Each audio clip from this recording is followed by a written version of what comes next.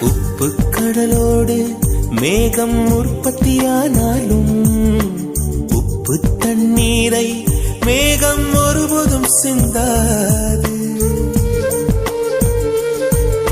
மலையில் விழுந்தாலும் சூரியன் மரித்து போவதில்லை. நிலவு கூலியூட்டி தன்னை நீட்டித்துக் கொள்கிறதே. மேகமாய் நானும் மாறேனோ அதன் மேன்மை குணங்கள் காண்பேன்.